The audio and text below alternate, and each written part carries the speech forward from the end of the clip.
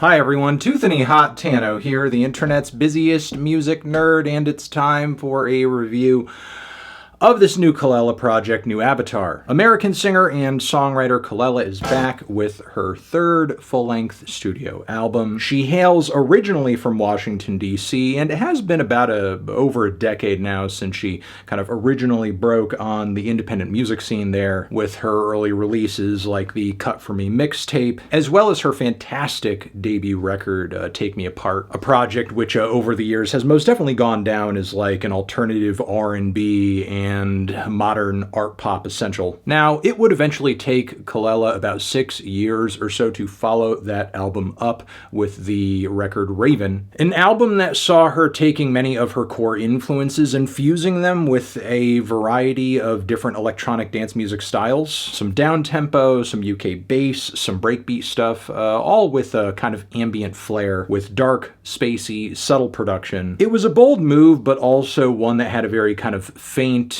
and super low energy presentation, something that led to me feeling kind of underwhelmed. However, that did not stop a flood of glowing fan and critic reviews at the time. This was a beloved record for sure. And now several years later, we have a New Avatar. And I guess with this LP, Kelela wanted to do something narratively and also sonically that at least a little bit reflected her time on the DC music scene, like with the music she recorded with her old band Dizzy Spells. So on New Avatar, we get that along with, of course, you know, her trademark alternative R&B sound and a lot of the dance and electronic influences that she has picked up along the way on Raven. Really like a culmination of everything Kelela has done up until this point. And this is perfectly exemplified by the opening track, Idea 1, which features gorgeous, alluring lead vocals, subterranean 808s ringing out against these really fuzzy, textured walls of guitar. It's a track that's equal parts enveloping, beautiful, and epic. Now, this record also features a run of collaborations from the likes of A.K. Paul, Fouché, as well as Pink Pantheress, which I will get into, but of course its most major contributor is maybe producer Oscar Scheller, who Kelela sticks with for the entirety of this record. Focusing on a single producer isn't something she has quite committed to in the past, but I will say doing that has led to a really consistently chill and cerebral sound for New Avatar, which in total is 12 tracks, 40 minutes, and as I said, has a pretty strong start to it. But after Idea 1, it doesn't take long for her and Oscar to start hitting us with some of those UK dance influences with an R&B twist, of course, which, mind you, I'm not complaining about. This obviously comes in the form of Point Blank, and personally, I think it's pretty cool that we, one, have a track here that can present such an obvious genre shift, but still be so in tune and on the same page as the song before it in terms of mood and aesthetics. And two, that Kelela is coming at this track, a track in this style with more fire and passion vocally than she was showcasing on a lot of Raven. There's a super clear song structure to this track too that keeps it super engaging even if the presentation is very soft and pillowy. The moody rock guitars return though on the track Going Down, but with even heavier vibes than Idea 1, of course thanks in part to some super slow and punchy drum sequences, but of course also the lyrics on this track, which seem to deal in this relationship that over time is growing more and more stressful and impossible to bear, with the constant tension and misery just driving Kelela and this person apart. Then Out of Time features A.K. Paul, who I think creatively is maybe Kelela's most kindred spirit on this project, seeing his connections to, of course, J. Paul and their label, where of course they create, release, and host the music of other artists who, you know, operate in a very kind of like similar abstract, left field,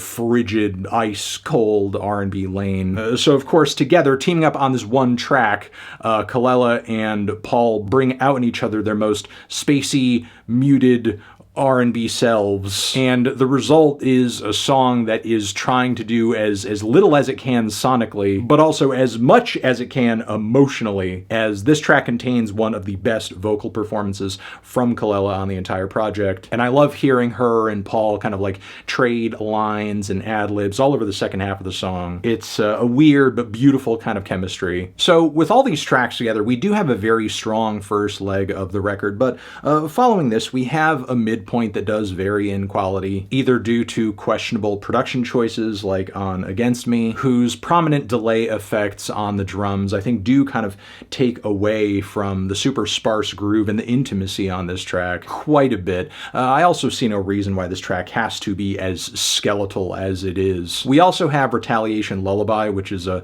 bit of a one-note moment structurally, something I do find underwhelming to a fault, even if the title does like imply we're going to be in for something sleepy. We also have the curiously short Lincoln B, which has one of the most explosive beats on the entire project, relatively, and is a bit too eager to disappear short of a 2-minute runtime. Like, this one really could have offered more. When the second half of this record is good, it is when Kelela and Oscar are drumming up tracks that are passionate, are textured, as well as immersive, like, of course, Crystallize, as well as Don't Piss Me Off, which I think scratches a very similar itch to Point Blank, but does so now with even kind of sexier and more high-tension lyrics. There's just something about the writing on this track, how Kelela is like attracted to just how turbulent this dynamic is emotionally and sexually, that comes off like hilariously toxic. Then we go into back-to-back features on this thing, one of which is Fouché, appearing on the track New Life Forms. A surprisingly fun, bouncy, and alluring cut. I love the collaborative chemistry here. I love the energy overall, though part of me does kind of wonder what like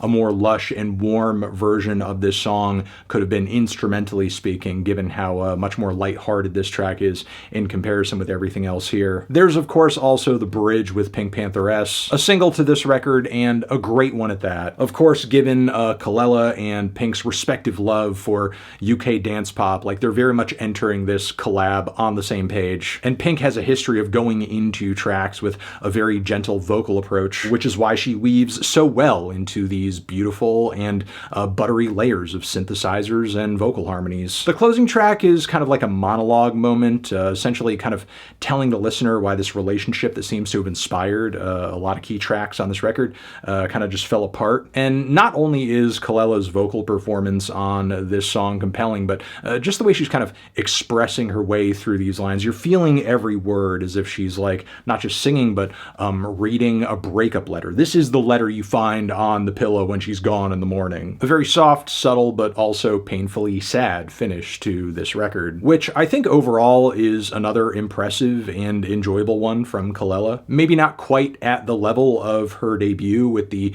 love that I had for it out of the gate in the many years it has had to grow on me too, but I definitely loved and appreciated what she was doing on this front quite a bit more than what she was able to achieve on Raven. And again, I very much see this album as something that is very personal in terms of its storytelling, and also very versatile in terms of like all the different musical styles that went into its production and how well they're embodied and fused together into this very kind of like dreamy and dark emotional experience, even if there were a handful of underwhelming cuts around the midpoint, which is why I'm feeling about a light to decent 8 on this album. Transition, have you given this record a listen? Did you love it? Did you hate it? What would you rate it? You're the best, you're the best. What should I review next? Hit the like if you like. Please subscribe and please don't cry. Hit the bell as well. Over here next to my head is another video you can check out. Hit that up or a link to subscribe to the channel. Anthony Fantano,